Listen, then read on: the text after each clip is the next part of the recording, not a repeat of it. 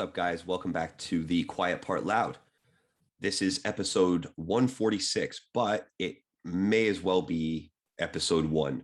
We've been away for about 9 months, and I'll get to some of the reasons why we've had a delay, but I was really keen to start things back up, to relaunch, because the whole point of this show has been to have a very honest and kind of borderless conversation with the audience about things that are going on, things that are affecting our lives. And at just around the time I was pulled away from the podcast, things started to escalate and got into a position where I felt this show was perfectly placed to comment on the situation, provide some clarity on certain situations, give a voice to those folks who may be feeling a certain way about the situations that we find ourselves in. And for a number of different reasons, I haven't been able to do it. But I thought it was imperative for my own sanity and for anybody that's enjoyed the show over the years that we've been doing it to relaunch, and not with bells and whistles and, fancy graphics and all of that. And, you'll see that we've kept all of that in from the show previously, but it was more just about not being worried about what other people are going to say. I found myself overthinking the show. I found myself almost over preparing for the show and trying to cover too many things in each episode. And what I want the show to be going forward is something that's really punchy, really concise, and really down to the matters that are affecting us and that we want to comment on and we want to have an open conversation about. So with the relaunch of the show, we're going to be talking about a couple of key things today. One, we're going to be talking about the ongoing COVID scenario and how that's unfolding across the world. We're going to also talk about the situation that's unfolding in Afghanistan, which, if any of you have been following the show, we've been commenting on these things on Twitter and on Facebook a little bit, but mainly it's just been tweets. And the fundamental problem with Twitter is that it doesn't allow conversation. It doesn't allow nuance. It doesn't allow perspective and context. That's not how I do conversation. That's not how I like to make my point. So this is the forum that I've chosen to, be the outlet for the conversation that I want to have and for the conversation that I want to have with you guys. So hopefully we can get back to that. And again, it's been 9 months. So if I'm a bit rusty, bear with me. I'll pick it back up. But as we've always done, this show is unedited, it's uncut, it's unfiltered, and it's just, straight from here and straight from here. And sometimes that's a good thing. Sometimes that's a bad thing. So we'll see how it goes. But again, time passes very quickly. Life gets in the way, certain things happen, and, I won't go into all of the details, but, time passed. And what's been happening over the past sort of month or so is I've been getting that itch, and I've been getting that desire to get back on the mic, especially with the things that have been going on in the world and, both local and, more global. There's some things to talk about. There's some things to put people on blast for. There's accountability to be had. And I've said from the jump, for anybody that's listened to the show for any amount of time, the main thing here is about accountability. I like to hold myself accountable. I like to hold others accountable. And this is me holding myself accountable, because there's no excuses. I can give you all the reasons why I haven't recorded, but they're just excuses, because what I should have been doing is making sure I had the time carved out so that I could come and do the show. And that's just a focus thing. That's a time management thing. And that's on me. So I'm the reason why the show hasn't been produced in the last 8 to 9 months. And I'm not going to let that happen again. Now, going back to why we launched the show and what we want to talk about today, I feel since sort of December of last year, when the election was happening and in America and all of the fallout of that. I mean, we missed the January 6th Capitol riots. We've missed the election, the inauguration, and all of these other things. We've missed a lot of the fallout with the developments with the COVID situation and how that's all unfolded. So we've missed a lot of things that should have been commented on in a way that they just weren't covered. A lot of podcasts out here, they're covering these issues for sure. More and more podcasts are being produced every day, and they pick up the news cycle and say, let me put my commentary on it. And we're not doing anything different there. I just think that what we're doing different is our approach to the conversation and how unfiltered the conversation is.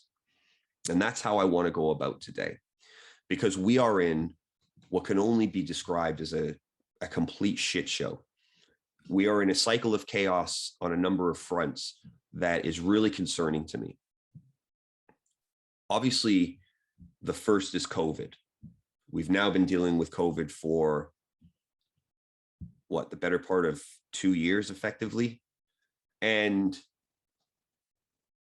we've migrated into this position now where our politicians and MPs and social justice commentators and whatnot are steadily walking us towards this situation that we've seen before in history, and that I don't feel very comfortable about. And what I'm talking about is mandating vaccines, mandating, ultimatums, effectively, about what we can and what we cannot do unless we comply with what these politicians and these quote unquote medical experts are telling us. Telling us that we need 2 vaccines to participate in work and employment. And you've seen this via Apple and Google and Facebook and others, saying that we're going to require our employees to have 2 vaccines before they can return to work. We've had governments saying you're going to need 2 vaccines if you want to go on holiday or travel abroad to see your family and loved ones. Gone so far to say you're going to need mandatory vaccines to attend a sporting event, or, as I said, go to work or go to a concert or whatever it may be. And the underlying issue here is the consequences that develop off of mandates. Because when you start to mandate people to do things, it's really about retaining control over them. If you remember back when COVID all started, this was 2 weeks to flatten the curve, and then we'll be back to normal.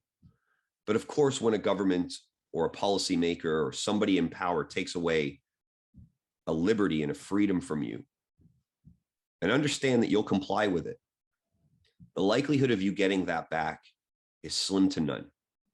And we're seeing this. Look at Australia with a 0 COVID policy, 5 cases, and they locked the whole country down. People are sick and tired of this. The tensions are bubbling, they're mounting, and we're walking ourselves towards a powder keg of irreversible chaos. Because the struggle here is people's rights versus government control. And as I said, once a government takes away power, they don't ever want to give it back. And that's why you hear things such as, we reserve the right to reimpose restrictions, using a health crisis as the catalyst to do that, to keep us all under lock and key. You hear Canada and the Prime Minister, if you even want to call him that, Justin Trudeau, is one of the most disgraceful personalities I've ever seen. And I won't call him a leader, because he's definitely not that. For me, he is a Marxist psychopath that is driving Canada towards a socialist hellscape, of which it makes me really sad, because I have family that live there, and I'll never be going back to Canada, not under the circumstances they find themselves in now. I mean, if you look at the airport in Toronto, they have an unvaccinated line and a vaccinated line for passengers entering the country. They've said, Justin Trudeau himself has said, if you don't want to get a vaccine, that's your choice and your prerogative. But don't expect to be able to get on a flight or get on a bus or get on a train so that you can impose your illness onto somebody else, as if we're keeping tally of the real problems facing us from a health crisis perspective.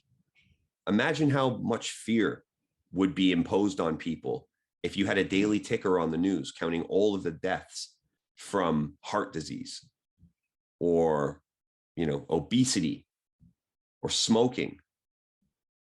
We don't ban these things.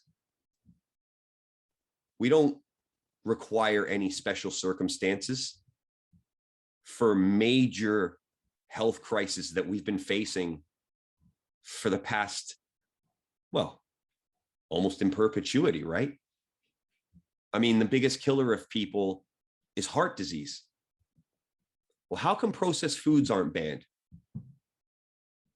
Or how come we're allowed to smoke? How come cigarettes are readily available when they've been proven to kill people in the hundreds of thousands every year?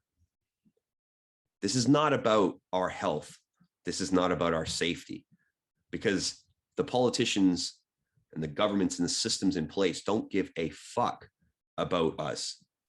We are puppets in their playground, right? In their game, we're the pawns to move around and to do as they wish. Now, in my opinion, what this is leading us to is what the United Nations have already started to impose on their employees. And that is a digital record of everything you do.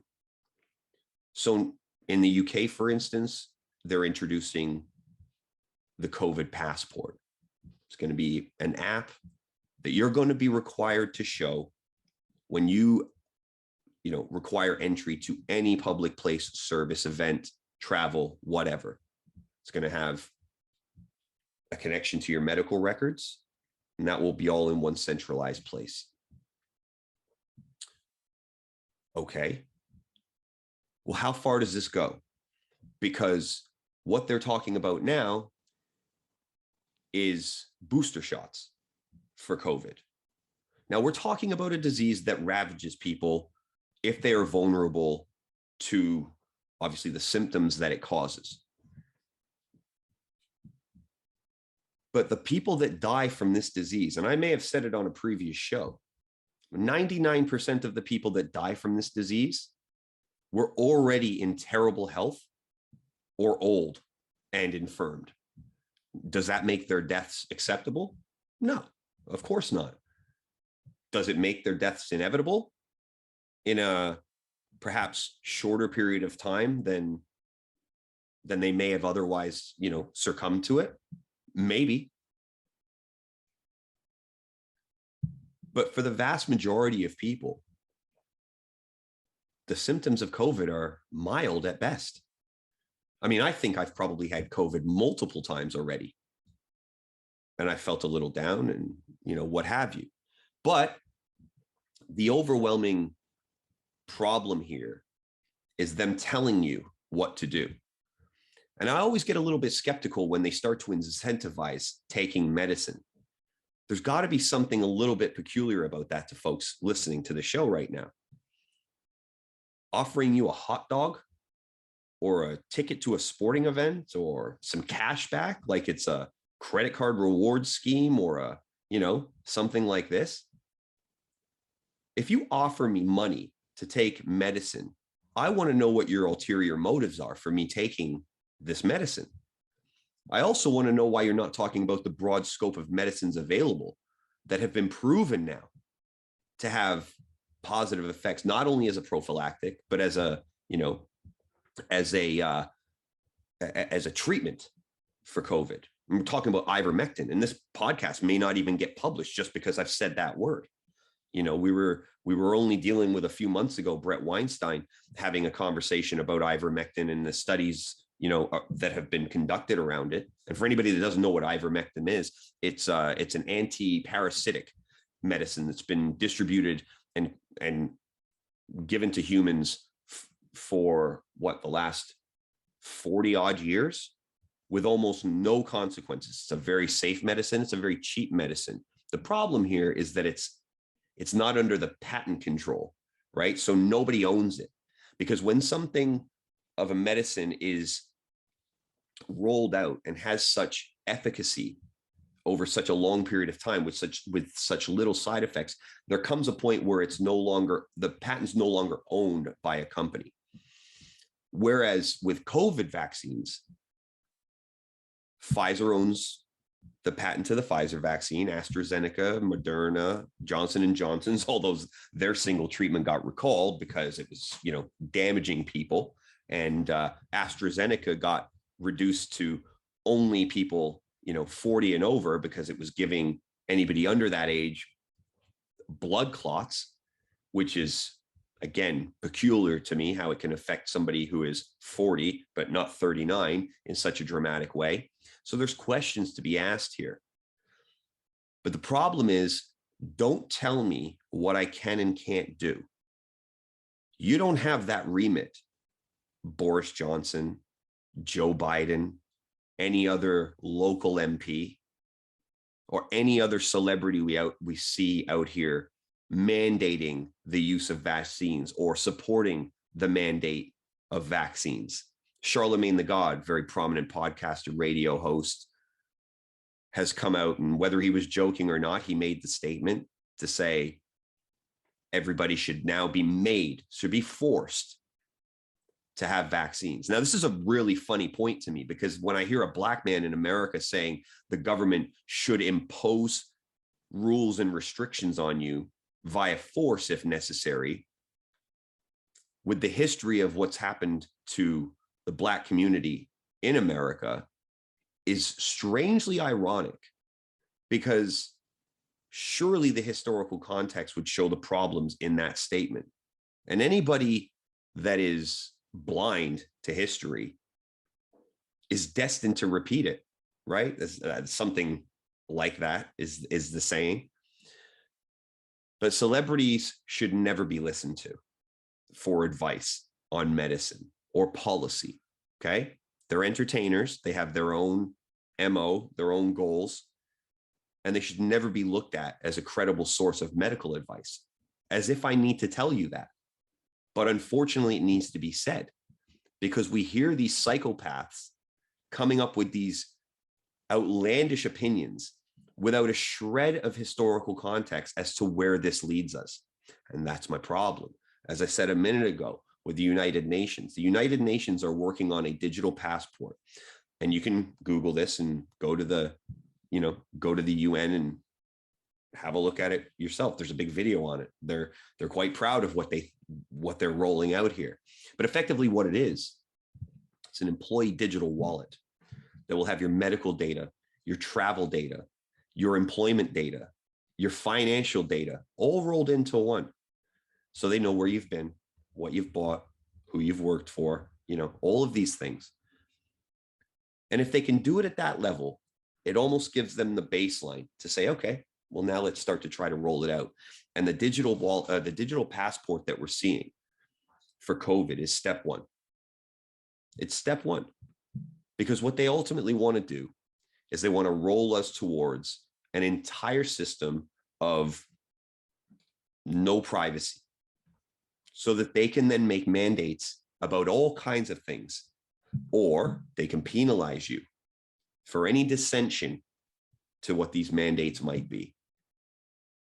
And if they have your social, if they have your history for medical, financial, and travel, and employment, and all of these other things rolled into one. And again, you can Google companies that are actively building these products now. Then what we're doing is walking ourselves, if we comply with these things, walking ourselves towards a social scoring system. China's got one already. And despite what you might hear from the foreign media and governments and all of that, the Western governments and the Western administrations are very envious of this. They would love nothing more than to be able to drop your score down, which then restricts access to certain things, or penalizes you for certain things, or makes you lesser than those that comply and just follow the herd and sheep themselves along. They don't want you to push back. Now, full disclosure, I've had my first shot of the vaccine. I'm actually having my second shot tomorrow, but that's my own personal reasons. I'm doing that because I've made a choice to do that. Now, if I was single and I didn't have a family, and my wife didn't need to travel to Portugal to see her family and her mother, who she's been separated from because of these ridiculous rules and rollouts by our government, I wouldn't be doing this. I'm a healthy individual to a degree. As I said before, I think I've had COVID already, probably on a couple of occasions, and I've been fine. So it doesn't worry me.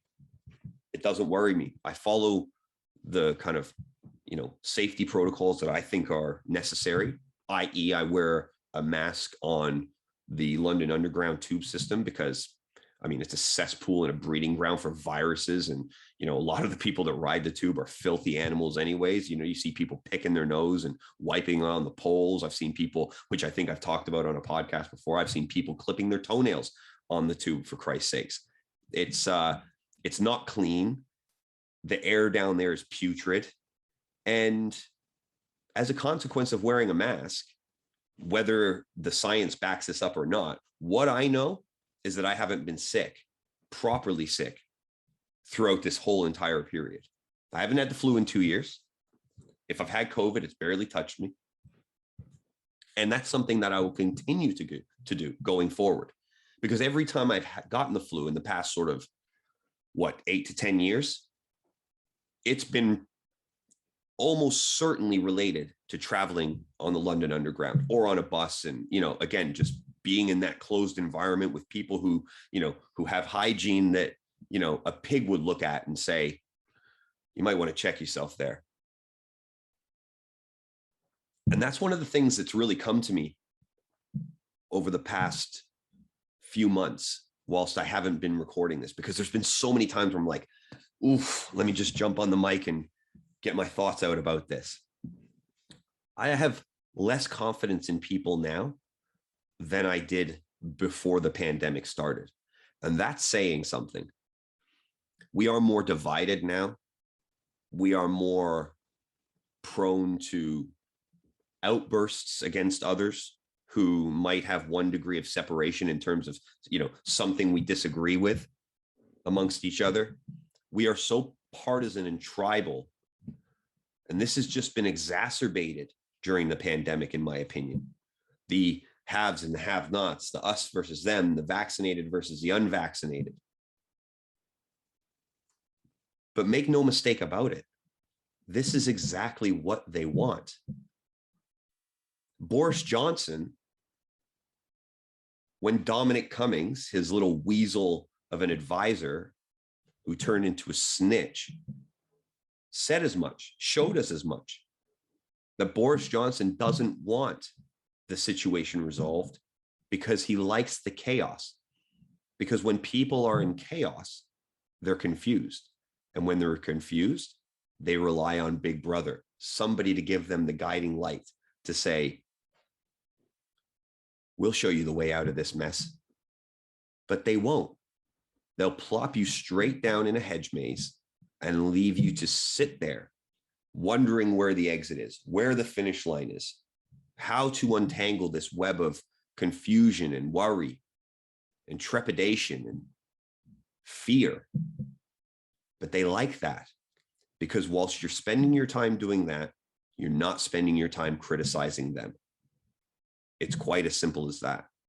So for me, with the vaccines, it has to remain a personal choice, because if it doesn't remain a personal choice, we are walking ourselves towards something that we've seen over and over again in history that has terrible, terrible consequences. When you subjugate a population to do your will, and I say your will as a government's will, right? You will get revolution. You will get division. You will get mistrust. And you will get a society that, one, doesn't trust you as a, leading administration, but you'll get a society that doesn't trust each other and starts to mistrust itself. And this, what do you want to call it? Degradation of mental health. I mean, it's widespread. We're not going to feel the consequences of this for a number of years. But what concerns me is what they've done to the kids in the schools. I saw a picture the other day of some school in America where it was band practice. And they had all these kids in these tents with these masks on. Do you understand what this is doing to people from a socialization, to kids from a socialization perspective? It's devastating. It's devastating. They're growing up now scared, worried to interact with each other. It's not good.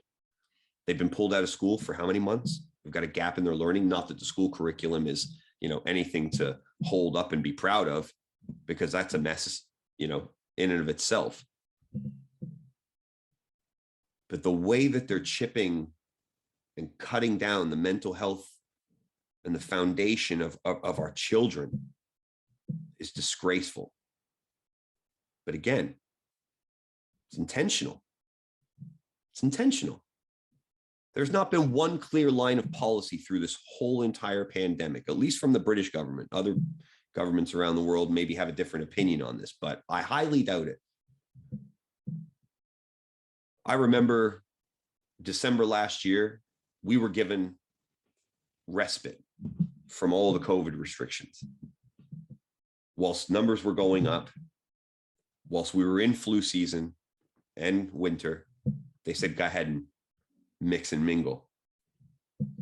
Just before schools were about to go back, the day before, they said, nah, we're pulling that back, stay at home. What do you think this is doing to people?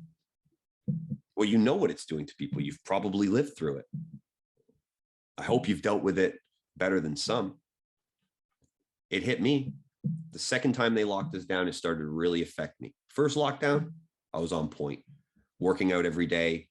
Even when they shut the gyms down, working out every day, doing some backyard activities and, just trying to stay active. It got to a point where I started to feel exhausted, started to feel beaten down. And it took me about a month to kind of shake that off and realize what was going on. It was being imposed on me. This fragility that we started to develop because we'd been locked indoors and scared to touch each other and scared to come close to each other or interact or make physical contact with each other. We're social people, folks. If we don't have that, we wither. It's like a baby, right? A baby needs contact at birth or it will die, not from any disease, from lack of contact. There's a name for it. Can't remember it right now, but you know what I'm talking about. If you don't give a baby love, it will die. And what are we? We're just grown-up babies, right? We still need love. We still need attention. We still need interaction, community, a feeling of belonging. We need all these things. And they ripped it from us because of their own incompetency, because they weren't prepared, because they never intended to be prepared. They did nothing to fix the problem. And I'm grateful that they've brought a vaccine out that has some efficacy, but we don't know what the efficacy of these vaccines are. What we do know for sure is that they don't stop you getting COVID and they don't stop you passing it on. All they do is stop you from dying from it. But we revert back to the statistics about who's dying from it. So what's the point here? I revert back to what I said before. It's about control. It's about control. They don't want citizens to be free. They are envious of China. They have run a social experiment based on a health crisis. It has been successful because if you look at the adoption numbers of the COVID vaccine, and I'm in that group, admittedly, something like 90% of the adult population is now vaccinated in the UK, or maybe it's not that high. Maybe it's 85% or something like that, but it's growing. It's growing, right? So they said, okay, well, we can make people get a shot. They're not going to do their diligence. They're not going to do any research. We're not going to make the research available. They're going to listen to us in our stupid charts that we bring up on these news briefings. And we don't have to answer any questions except the stupid questions that the mainstream media are asking, which covers nothing and accomplishes nothing. And that's another point we might cover in this show. But they know now that they can do this to us. So what's the next step? Well, the next step is a winter lockdown, I think. I think by October, they're going to be talking about locking us down again. For our own protection, by the way, because they're our caretakers and they care about what happens to us, right? Which is why they didn't lock the borders down and stop flights coming in for the first, 7 months of this crisis. They were letting hundreds of thousands of people onto this island every single day. that we're just spreading this virus. And then we get the variants, right? It's the Kent variant, and the South African variant, and the Delta variant, and the Brazilian variant, and all of these things. Like, get the fuck out of here. Who do you think you're talking to with these stupid sound bites? They don't care about us. They want to use us for what they're trying to accomplish, which is power and control. This is it. So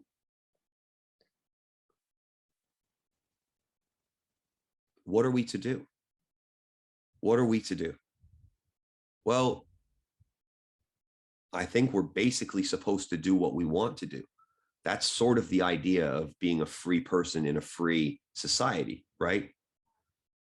And we're supposed to push back on things that we don't agree with or we feel are an infringement on our rights. One of the most disgusting things I've heard throughout this whole entire pandemic is what the UK government called Freedom Day, when they said that they would be giving us our freedoms back. Be careful. Be careful of this kind of verbiage. They know they've got you right where they want you. They know they can do whatever they like, and you're not going to do anything. And all we do is have to look historically, right, in the recent past, because it was only a few months since the UK government and Boris Johnson, out of his own mouth, was saying, absolutely not. We are not considering vaccine passports or mandating the vaccine for our citizens. He said it. Go and look at Google. Go on YouTube it. And now they're offering incentives and making threats that businesses might not be able to operate if they don't require vaccine passports upon entry. And what did I say? If you go back and you listen to, what was it? Probably episode 144, if I remember correctly. That episode's called, I think it's called COVID, cryptocurrency and COVID vaccines or something like that.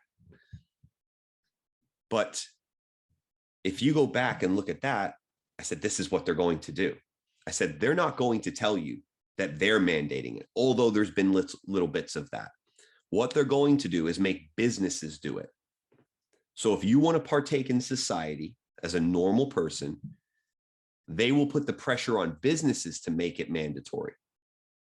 As a part, it's no shoes, no shirt, no jab, right? And the alliteration there obviously doesn't work, but couldn't think of anything with an S. Syringe, maybe? No shoes, no service, no syringe.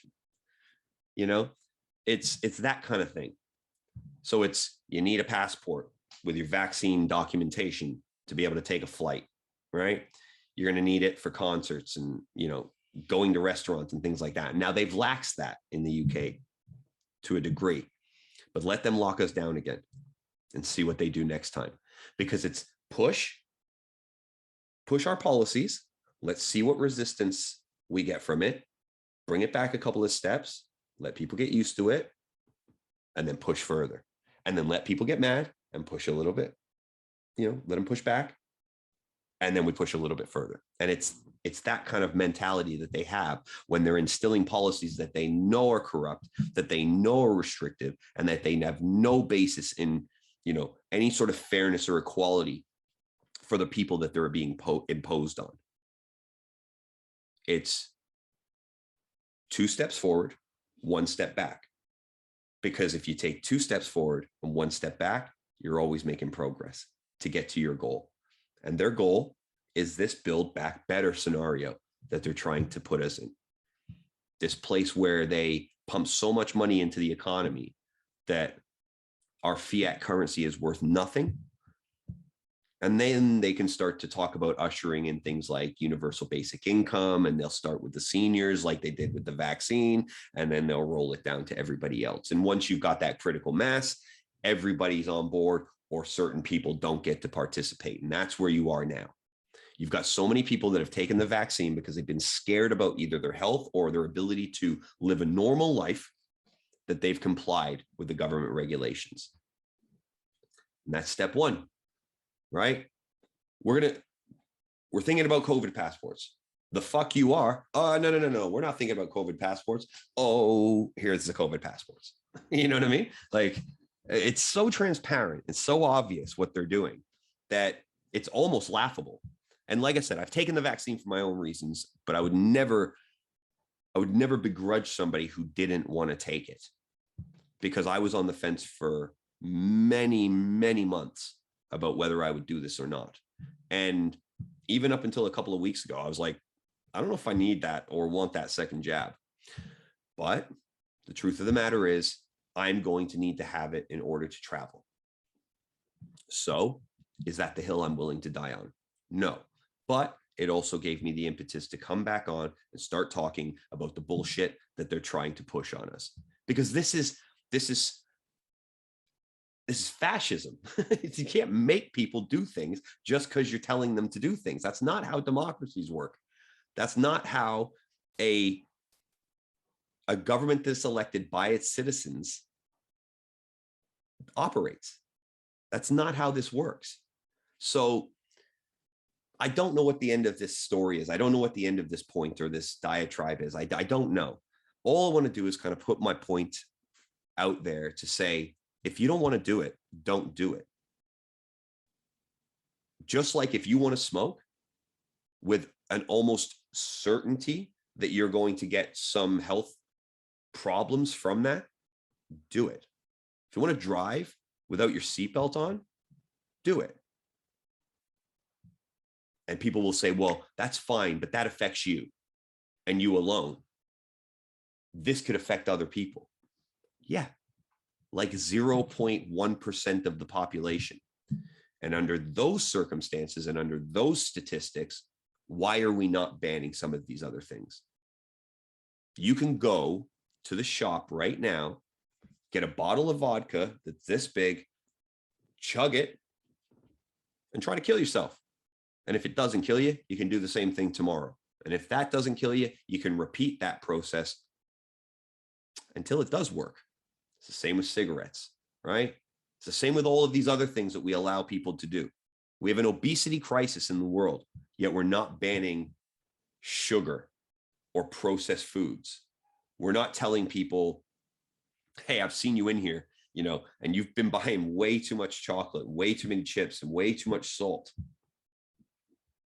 We're not banning it, right? And we're not putting any restrictions in place to curb people's behavior because of real health crises. And if we want to dig a little deeper into this, we can go down that rabbit hole of this pandemic being manufactured. But I don't want to put the tinfoil hat on, all the way just yet. I just want to stick to some recaps of kind of how I'm feeling about this scenario. This is compliancy and control. And whenever the goal is compliancy and control, we're on a slippery slope that we need to get off of immediately. So make the decision for yourself. If you think that you're at risk because you're fat and out of shape, or you've got some underlying conditions, you've got diabetes or high cholesterol, or, whatever it may be, there's a number of reasons that an underlying condition could make COVID way worse. Just like underlying conditions can make a cold worse, just like underlying conditions can make everything worse. But one of the things I haven't heard during this entire debate is the positive effects of vitamin supplementation and exercise. And we talked about this before I even took the break from the show. Nobody's saying how effective vitamin D supplementation is against COVID, or zinc and magnesium, and a regular regimen of vitamins and healthy eating and exercise, a healthy lifestyle. Nobody's talking about the importance of that. We're still happy for everybody to be a bunch of fat, lazy fucks, as long as they comply with going to some random medical center, some pharmacy, some stadium, and getting a jab in your arm just because they've incentivized you with a hamburger. I mean, get the fuck out of here with this nonsense. It's insane. It's insane. So if anybody comes to me and asks me to take a booster shot, or if any government tries to mandate that, I'm out. I don't care what restrictions you put on me. I'm never, after Saturday, I'm never putting another medicine related to COVID-19 in my body ever again. We don't know what the long-term consequences of these vaccines are. We have no data to support it being good, bad, or completely indifferent to our health in the long term, other than being, effective at stopping death. If this was such a problem, they need to be working on a vaccine that makes it uncontractable. But they're not going to be able to do that because it's a flu. It's going to mutate. It's going to mutate. It's going to mutate. It's going to mutate. So the truth of the matter is we are going to have to live with COVID, probably now for, until forever. So are you prepared to be taken down this rabbit hole of constantly being told you need another COVID booster shot, or you can't go to the shop, you need another COVID booster shot, or you can't attend a theater or the cinema, or you can't get on an airplane unless you've had your up-to-date COVID booster shots? If they roll down that road, they can go fuck themselves. I'm telling you straight up, I'm not doing it. I'm not doing it. I've stayed my ass in the house. I've worn a mask everywhere they've asked me to. I was even wearing fucking latex gloves at the beginning of this thing because they told us you could catch it from surfaces, even though it was a respiratory virus. They're fucking mental. They're making it up as they go, right? The statistics can be twisted and changed to tell you whatever they want to tell you, but look at them yourself. Do some due diligence yourself. Have some critical thinking ability yourself. And try to determine what's actually going on here. Because for me, it's straightforward, even though it's taken me, 30 minutes to talk about this. But hey, I'm getting back into it. So apologies.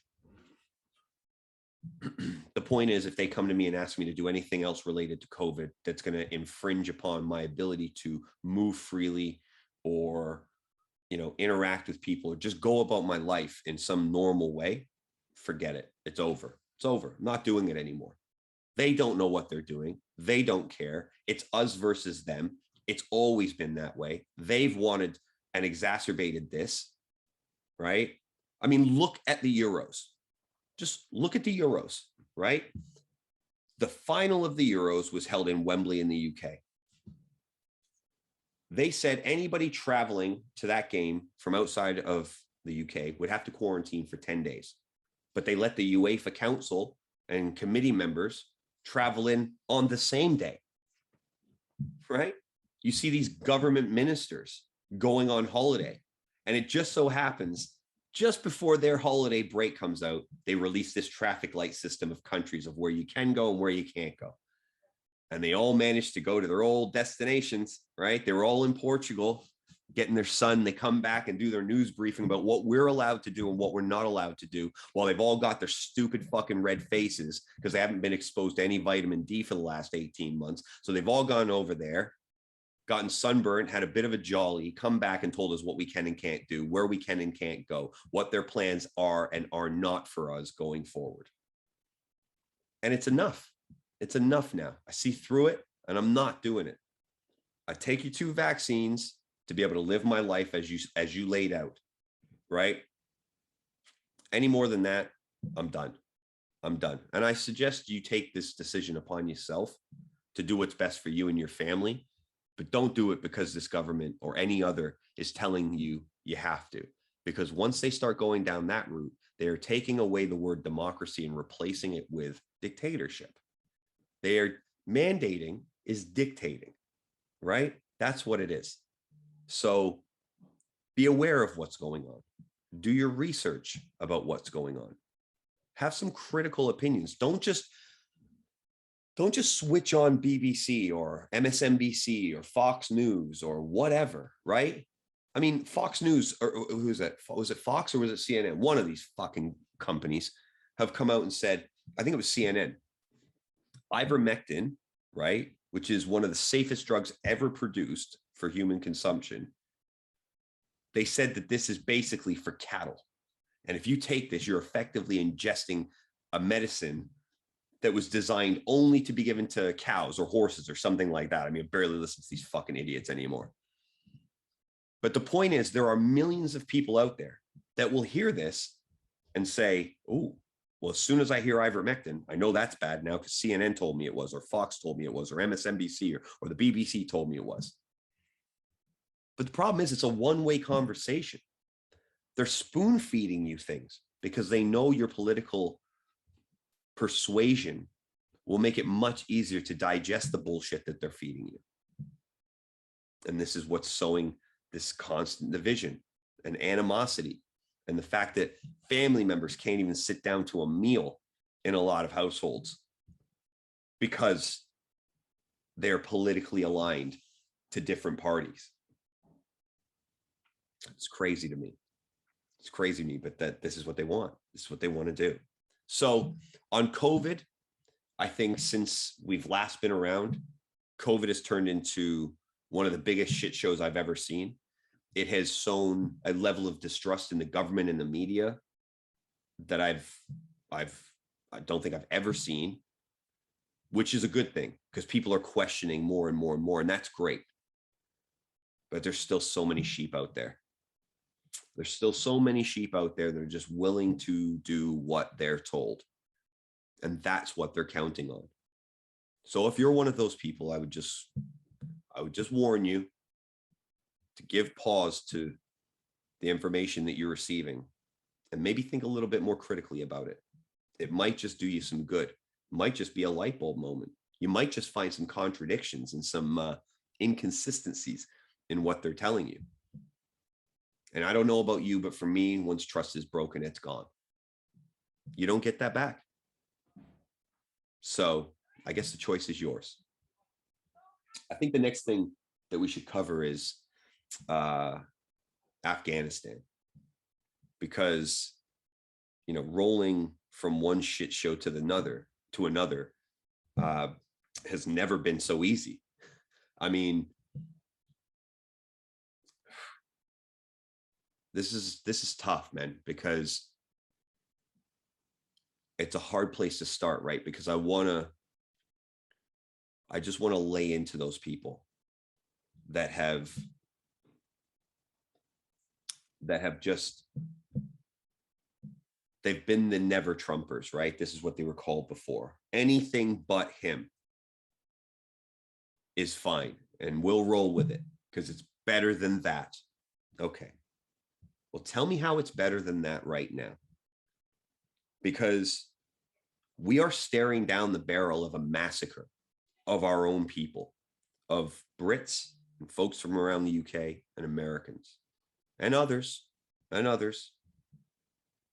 because of what a senile old man was told to do by somebody or some other people who are actually controlling the US government at the moment.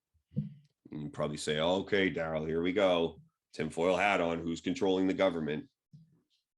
Can you honestly tell me that Joe Biden is a competent person, mentally competent? Do you think he has his faculties about him? He can barely string a sentence together. And when challenged on any point that he's been told to say, instead of refuting it, instead of being the tactical politician that he has been trained for the last 50 years to be, he gets mad.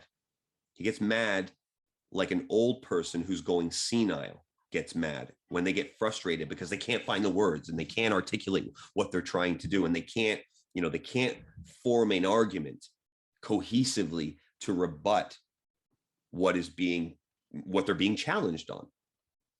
So anybody who pays any attention to foreign policy, to what's happening in the Middle East, could have seen that if you did a hasty withdrawal from that country, it would be overrun almost immediately by the terrorist organizations that, populate the surrounding regions that were in hiding in Afghanistan, so on and so forth. Anybody could have seen that.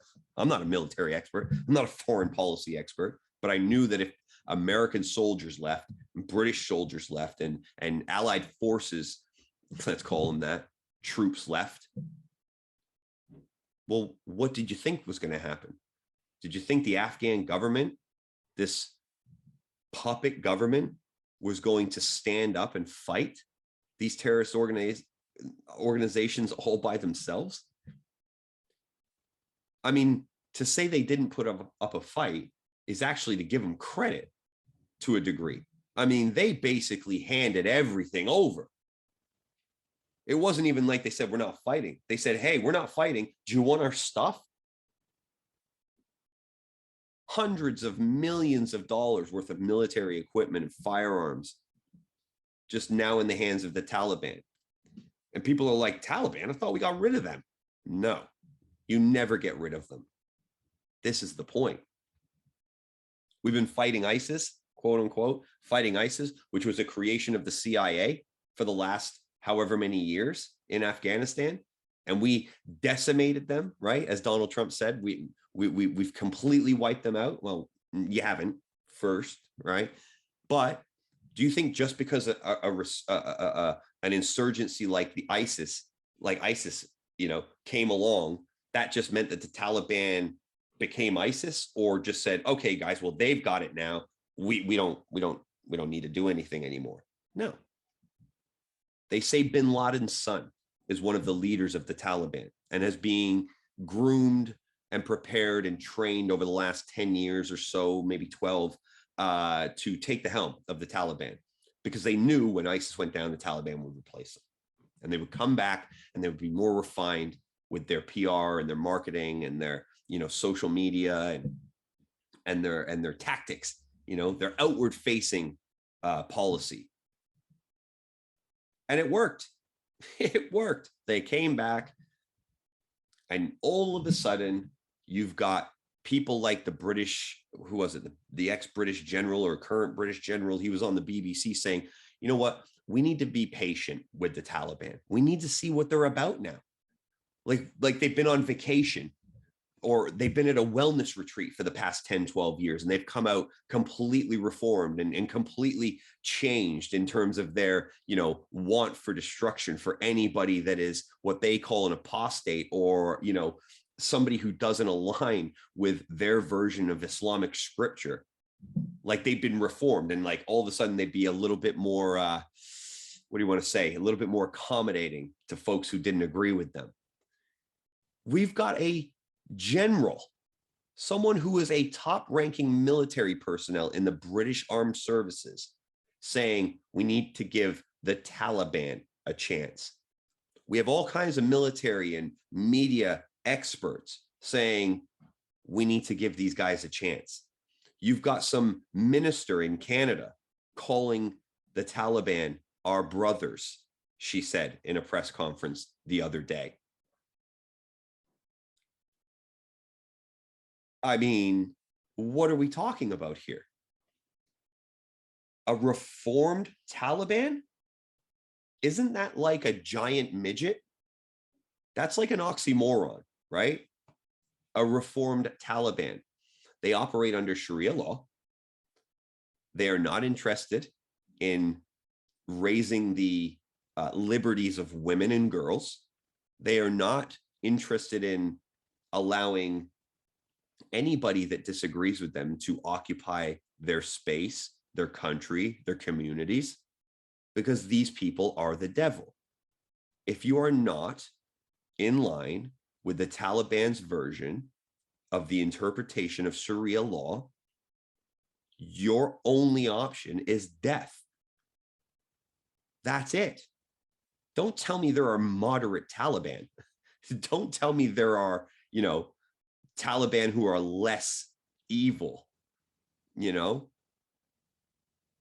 How can you possibly say that as a quote unquote expert? We need to wait and see. We need to give them the benefit of the doubt. Our brothers, these people, they should be fired for gross misconduct, if not more. Severe penalties levied against them for their absolute incompetence and the danger that they're putting their citizens in. So as for the, situation on the ground, well, that's just dire.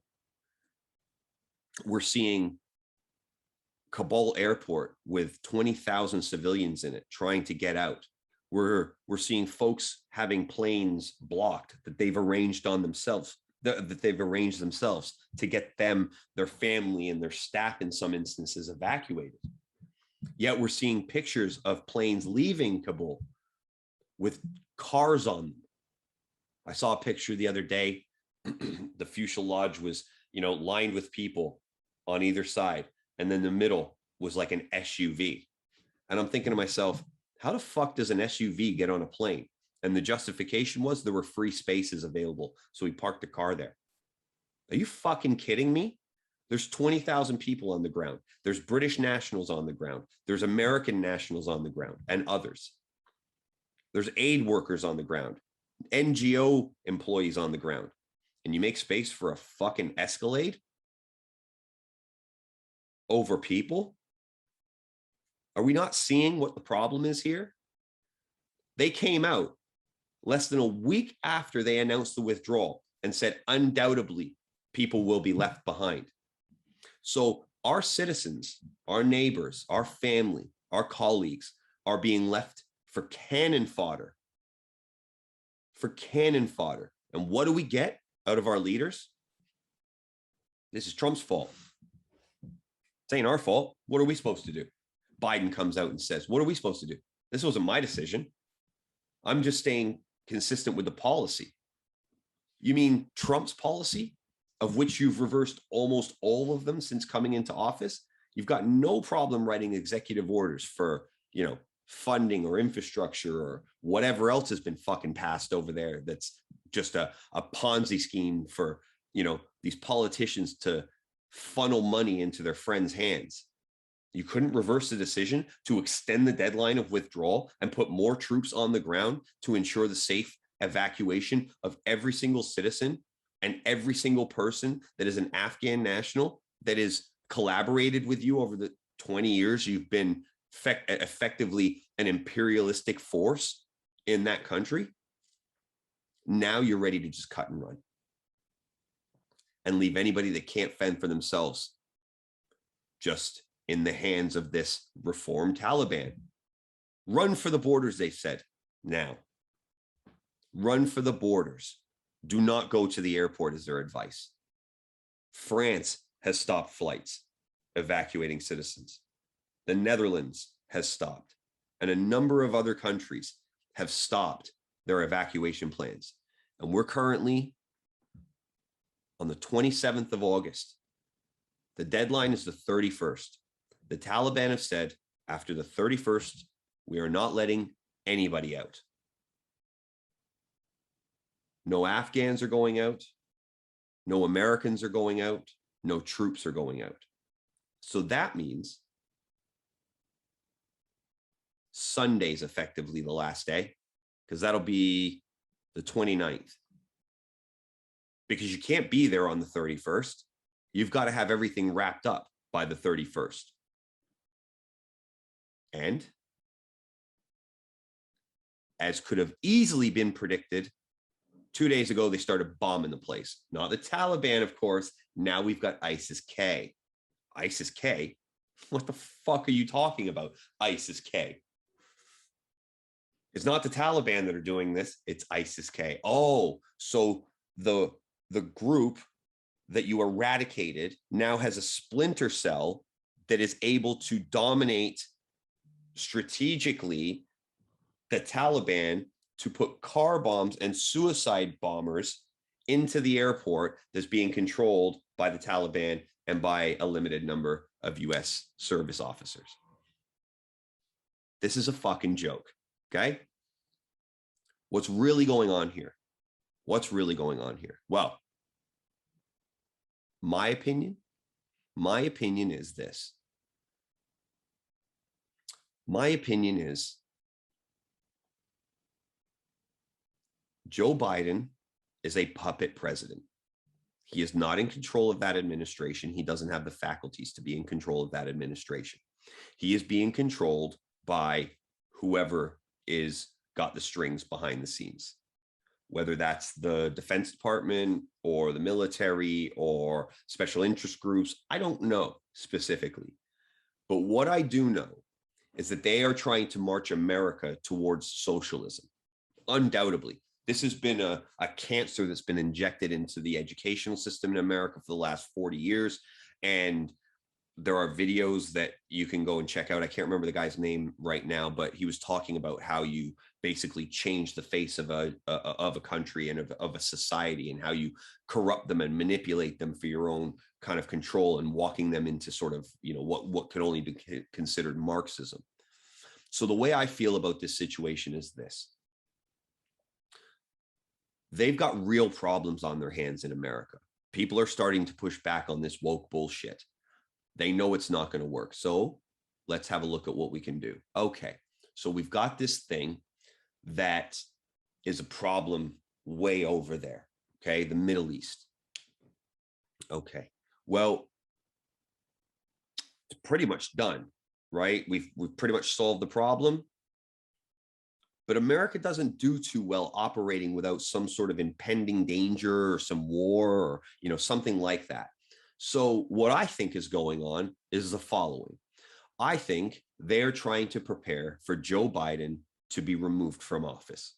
I think Joe Biden is wholly incompetent. He is completely unfit and unable to conduct the responsibilities of the office of the president. He can barely string a sentence or a thought together without stuttering or, clamoring or just pausing blankly and staring into space for a minute. So at some point in time, they're going to have to remove him, because he's either going to die or he's going to become so incapacitated that you won't be able to put him in public anymore. And then what do? Okay, well, we've got to do that before the term comes up, because there's no way Joe Biden is winning an election against Donald Trump if Donald Trump chooses to run and survives long enough to run in the next election. You can't fake it anymore. You got one bullshit election through. I don't think America is going to let you get another one through. Okay, so we know Biden can't beat Trump, and the Democrats as a whole stand a pretty slim chance of winning the next federal election because of how badly things have been handled since they took over on what was effectively a fraudulent election, right? And that, again, could probably get this podcast taken down. So, okay, so what do we got to do? Well, we got to get Kamala in there, because Kamala ticks a couple of boxes, right? First female president, first black president, first black female president, or Indian, if you want to lay out her Indian roots or whatever, right? There is no way in hell Kamala Harris would win a presidential election. She could never win a federal election. She couldn't even win the nomination for her own party. Remember when they were going through the primaries, how she ended up getting like 1% of the vote of her own party, right? So there's no way on a federal stage, on a national stage, she could win a federal election. Impossible. She's incompetent. She's a pig for sure. Like, her policies and her history and her career is disgusting. And again, go ahead and look, do the research for yourself. Not a teacher, just an orator, just somebody who's giving my opinions and my thoughts on things. The information is out there. What I'm telling you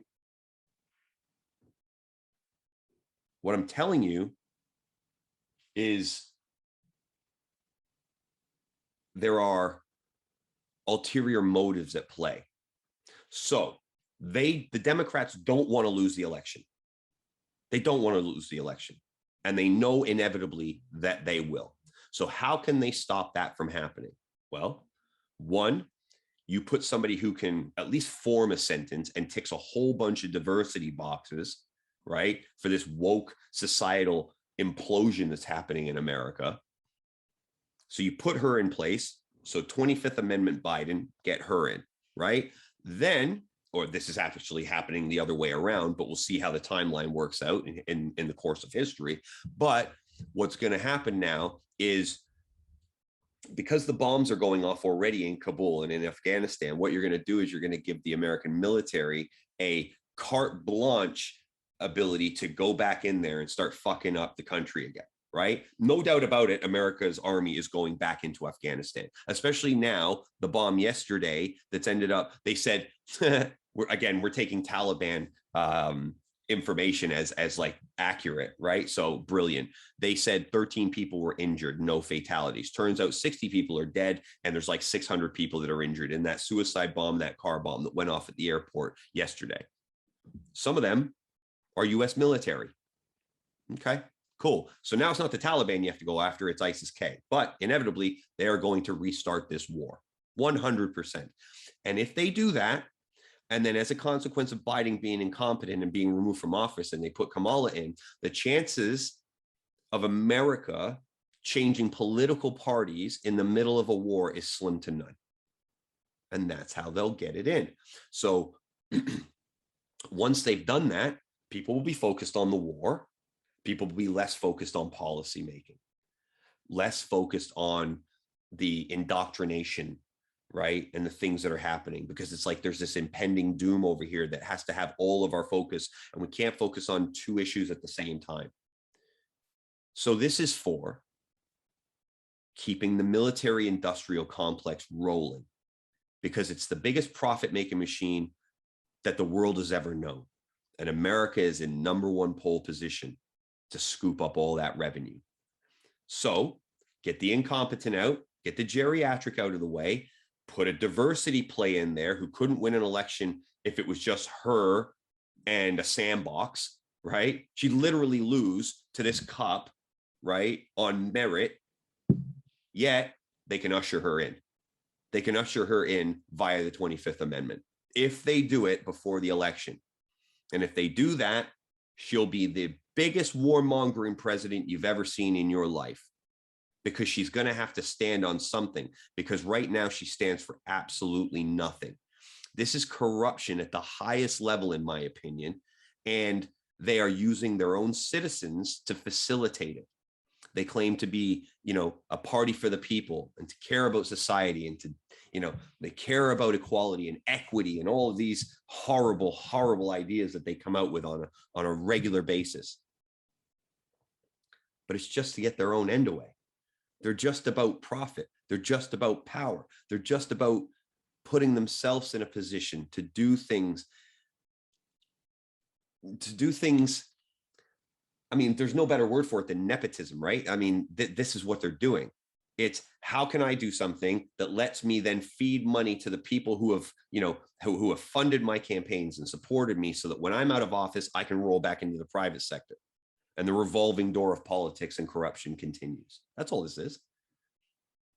People say, but this was Trump's deadline. Trump did this. Yeah, he did. He did mention it for sure. He did bring it up. He did put that kind of, that date in place. But again, Biden could have vetoed it. Biden could have said, fuck that. We're not ready to come out now. But he didn't want to, you see. He didn't want to. And the difference between Trump and Biden is that when Trump said something, and again, I'm not defending Trump because I think Trump is a scumbag. But remember when people used to try to stand up and be tough with America? And he just said, okay, well, North Korea, if you want to start fucking around with bombs, I'm going to turn your country into a crater. And all of a sudden he's over there shaking hands with the guy, right? He killed Baghdadi, right? They got Baghdadi done. Whenever one of these groups or some quote unquote tough guy tried to stand up, he would sit them back down and put them in their place. The difference now is you've got a puppet president who can barely do a 3-minute press conference without stumbling over his words and forgetting where he is. The whole world's laughing at America now. And as a consequence of Britain and the UK being in America's back pocket historically and not being able to make any decisions autonomously about what they do from a foreign policy perspective in terms of this particular conflict, the UK is being laughed at as well. And China's just sitting there like, yeah, keep going with your 4-year plans, fucking retards, right? China's over there with a 100-year plan, and we're over here arguing about pronouns and equality of outcome. Like that fucking matters. it's disgraceful what's going on. But I think the reason that we're seeing this now, and the reason why Biden was so reluctant to change the date, was because they want this to happen. They want another Middle East conflict. They want death and destruction and terror attacks because it fuels a military industrial complex. It gives them a position where they can potentially have the country gripped with fear, both over COVID and the war and terrorist attacks and whatever other, chaos they swirl into the mix, that hopefully that won't get them elected out of office. But I'm telling you what, if Trump comes back and he runs, he's going to win in a fucking landslide. I think even somebody like Ron DeSantis could probably turn around and win and beat anybody on the Democratic side. The only way these cowards can win is if they put us back into a state of shock and fear. They're doing it via COVID, right? Reintroducing mask mandates and things like that. Telling Biden, doing a press conference saying that he encourages all businesses to mandate vaccines. What were we just talking about? It's control, it's compliancy, it's access to being able to provide for your family, to live a normal life, to have some level of autonomy. That they will say, you can have that if. You can have that if you do what we say. If we do what you're told, then you can get some of your freedoms back until we decide to take them away again. They don't care about you. They don't care about your health, financially, physiologically, psychologically.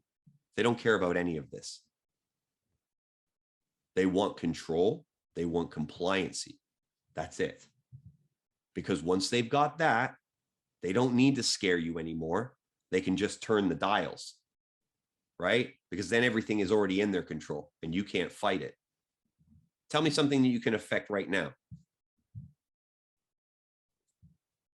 What can you affect right now by going to your local politician, your MP, or your senator, or your congressman? What can you affect? What can you actually get done? And I mean material change. What can you actually get done? Because we pushed back against COVID passports and they've done it anyways. We pushed back against track and trace and they've done it anyways. Travel restrictions, done it anyways. Masks for children in schools, done it anyways. They are hell-bent on fucking with you as much as possible until you break. And what they're hoping for is that the break that happens within you will create subserviency. Subjugation is their aim here, right? That's the goal here. They're not worried about what's best for you. They're worried about what's best for them. And I'll give you a very local example.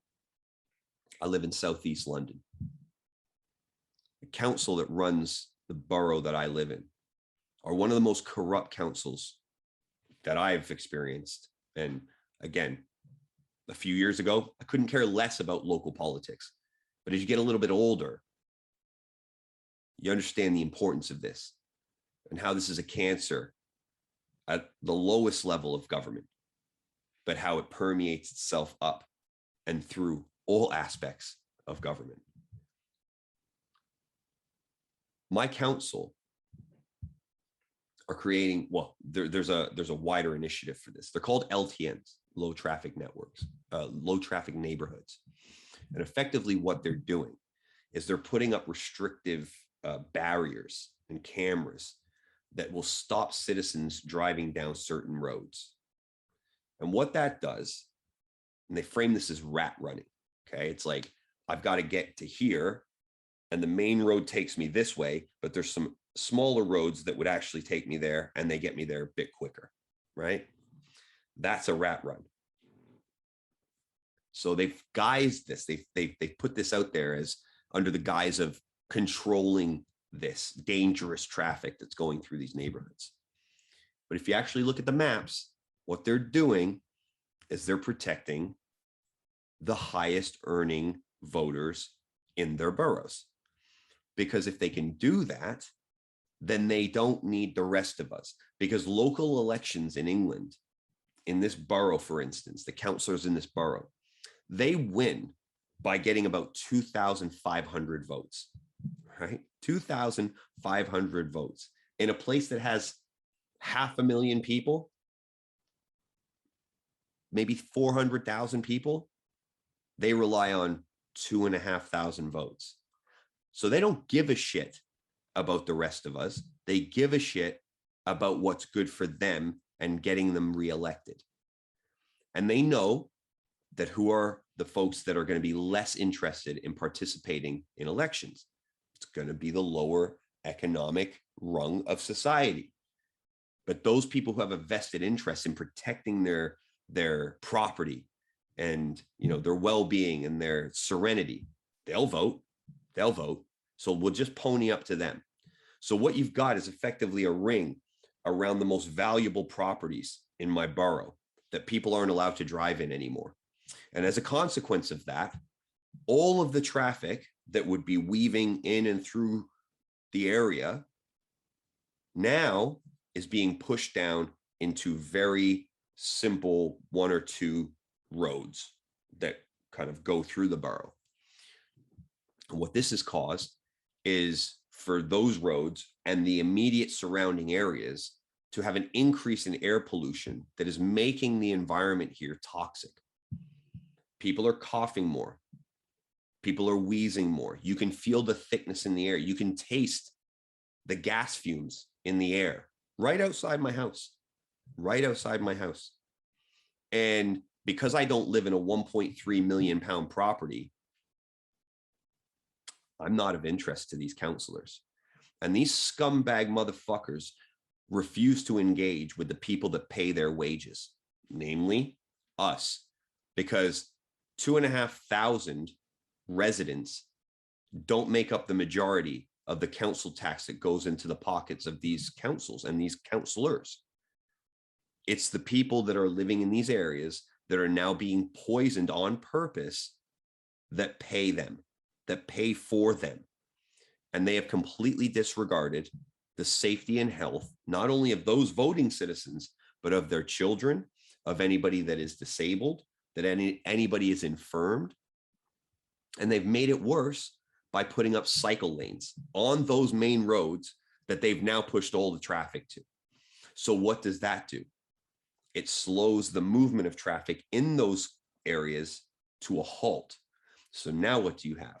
Not only the increased level of traffic going through those concentrated areas, but gridlock. So now you've got cars that are sitting idle that are just pumping fumes into the local areas. And where I live, we've got about 3 schools within proximity to this road. We've got major shopping outlets right in proximity to this road. And we've got thousands of residential houses that are being affected by this, but they don't care. And how did they make this happen? Not through consultation and agreement with the wider community, but through emergency COVID measures. Why? Because a lot of these fucking morons on the council are cycling enthusiasts. So they want a cycle lane for themselves, and they happen to live in these areas of low traffic that they've created for themselves. And in some instances, the councillors have done this to just raise the property value of their houses so they can sell it and move out into the country or somewhere even better, that's more protected, that's away from the pollution. Again, it's haves and have-nots, right? So at all levels, they don't care about us. They're not interested in what's best for us. They're interested in what's best for them and those that line their pockets most easily. So for me, when I can't engage with the people that I'm paying to run my borough, well, this is corruption. This is ignorance and corruption, because not only are they polluting the air, and the effects of this we will not know for years and years and years, but the lung capacity of children in these areas is being severely affected. the cognitive ability, because of the putrid air quality, is going to be unknown for years and years and years. And then you get the mayor of London, Sadiq Khan, who's an absolute piece of shit, by the way, coming out and saying he cares about the air quality in London. And that's why he's extending what's called the ultra low emission zone for cars and vehicles around London. He's extending this now to what's called the circular roads, the north and south circular roads, which encapsulate London. It's basically highways that go all the way around London, and then you can come into London from various points. But within that is everything that's proper London, right?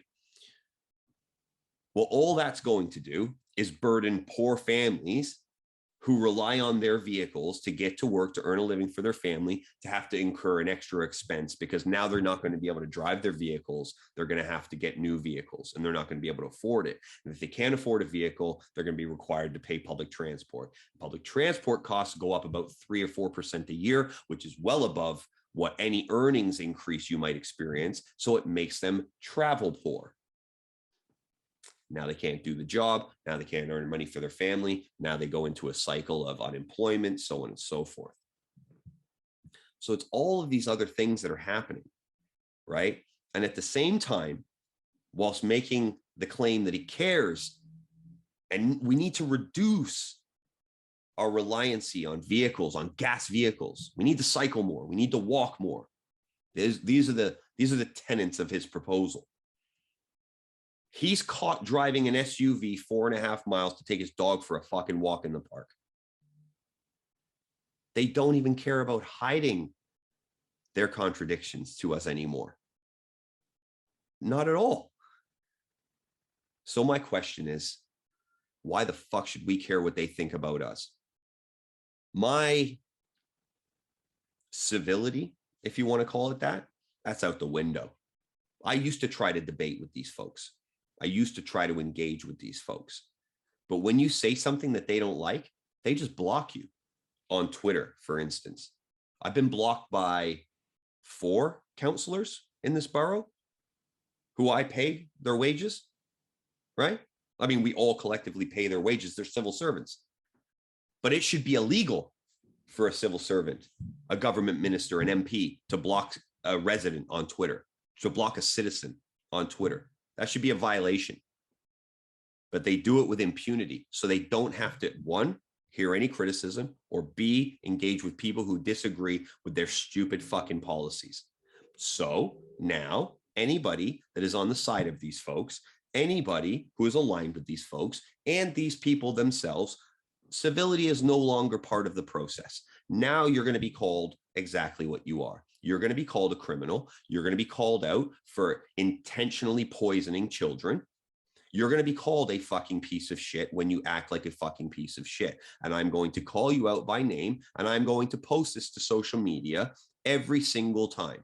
I am going to be doing full episodes like we're doing now. I'm going to be doing snippets and clips about local issues, about, more broader issues and things like that. And I'm going to be posting them on a regular basis. So we'll see what happens with that.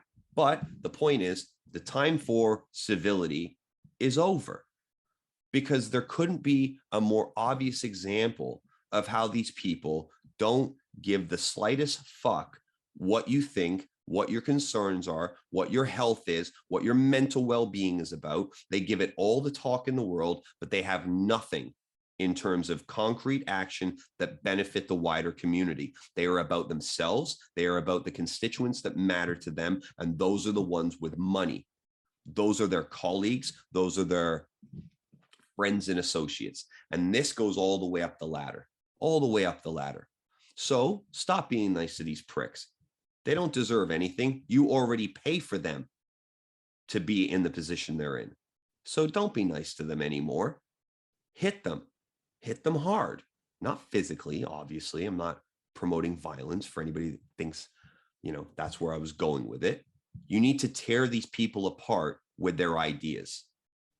Show them how bad their ideas are. And if they have some self-proclaimed right to ignore you, this indignation that they think they can, that they can show towards the people that actually run these boroughs, then handle it accordingly. And if they block you, you'll find another way in. But enough's enough. Enough's enough. Because all the things that I've talked about on the show today result in one thing: a worse situation for the average person. COVID restrictions are bad for the average person. Mandating vaccines and vaccine passports are bad for the average person. Having a government that can make such ill-advised decisions, like leaving its own citizens in a war zone, that's bad for the average person, right? It's not these politicians' children that are over there. It's NGOs, it's charity workers, it's frontline service people. And they're just being left to their own devices. And now they're being killed.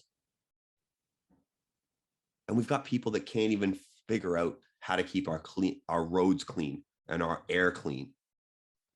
They're not worth a moment of your time except to criticize them for all of the mistakes that they make. If they do something good, recognize it. But it's so few and far between that it means absolutely nothing in the grand scheme of things. So, civility's out the window. It's time to start calling people out. It's time to start calling out the absurdity and the criminality that we're seeing on a daily basis that is ruining lives. We're talking about, oh, well, we can't get all the Afghans out of Afghanistan. Why are we even talking about getting Afghans out of Afghanistan if we haven't got all of our own citizens out of Afghanistan? And now I know I'm jumping all over the place, but the priority of evacuation for Afghanistan should be this: foreign nationals, citizens of this country, should be prioritized as number one by a long way over anybody else. Second, anybody that is affiliated with a British company, who has collaborated with British companies, military, or NGOs over the past 20 years should be priority two, because they're going to be looked at as apostates, basically, defectors, traitors, and they'll be strung up and they'll be murdered. So they should be number two. Once we've got all of those out, then we need to look at Afghan women and children. And only after we've done the first two should we even be thinking about number three, okay? And if we can get number three done, which now is an absolute impossibility, only then should we be thinking about Afghan men and getting them out of there. It's a pretty simple exit plan. But yet you've got people in leadership positions saying, let's wait and see what this Taliban's all about. Disgusting. Absolutely disgusting. So for me, as I've said, civility is done. It's one of the things that's prompted me to restart the podcast, because we can't have this anymore. We can't have this anymore. And I don't want to run for politics. One, this probably wouldn't get elected. Two, doesn't pay enough. So, take your civil service shit and, forget all that. I'm not interested. What I am interested in is having a forum like this where we can bring guests on like we used to, where I can talk to you guys without any filter to tell you what's actually going on, what I actually think, and what I think we should be doing about things. Because the things I'm saying, I'm not hearing from anybody else. There's versions of it and there's snippets of it and things like this, but it's never really long formed out. So I'm going to be coming back regularly, and I'm going to be saying names on here, and I'm going to be saying names of people who are going to get really angry at me. And I'm going to be calling out people who are in much more powerful positions than me. But it absolutely has to be done, because they are collapsing our economy. They're collapsing our society. And whilst doing that, they're ruining the fabric of our society by focusing on things that don't matter and not focusing on the things that do matter. They can't organize a piss up in a pub, and we're entrusting them to handle things like Afghanistan or things like climate change. There is no interest in solving these things. There's only an interest in profit, control, and compliancy. That's it. So I don't know where we go from here. It's been a long time since I've ended a show, but I think we've probably been going long enough. So I'm going to sign off for episode 146, but I'm really happy to be back. I don't know if I was in the flow. I probably rambled too much, but again, we'll figure it out. We'll get better as we go and improve every show. But I am back. I am going to be doing this on a regular basis. I am going to make it a non-negotiable part of my week to at least get on here for 45 minutes to an hour and hit the topics the way I want to hit them with the verve and with the conviction that I want to hit them. And yeah, if you thought we were saying the quiet part loud before, just wait, because my level of frustration has grown to a boiling point, which is why I couldn't not do this show today. And even the temperature I feel in here, I think I've kept the lid on it a little bit more than I intended to or expected to. But we'll be back. We're going to be doing this regular. I hope you'll join us. I hope you'll let us know what you think. You can get us on Twitter. You can follow us on YouTube. The videos will be going up on YouTube, SoundCloud and Apple and, all those good places, Spotify, whatever. But I just wanted to thank you for listening, and thank you for listening whilst we've been away, because I've been checking the stats and actually they've still been getting engagement, the episodes previous, which is really positive. So I hope you'll come back and join us again. And yeah, I hope we can do right by the audience and be more consistent, be a more consistent presence, and hopefully help untangle some of this chaos that we're living through, because 99% of it is noise, distractions, and inconsequential to the overall material fabric of our society and how we get to the best version of what we can possibly be. They don't want that. They don't want us unified. They don't want us consolidated. They want us separated. They want us divided. And the longer we waste time on these news outlets and on these social media outlets and listening to our politicians feed us all this nonsense, the longer we'll just be in this cycle of chaos where we can never find a joining point. We can never find a cohesive middle ground where we can build some level of understanding from and get ourselves out of this place of corrupt politicians and corrupt businessmen and corrupt tech giants and, what have you, that are just doing this for their own and using us as their playthings to conduct their own business. Enough's enough. So we'll be back next week to pick it up. And who knows what the situation will be with COVID, who knows what the situation will be with Afghanistan, but I can almost hazard a guess that it won't be better. It will only be worse, because they're not interested in improving things for us. They're interested in improving things for themselves.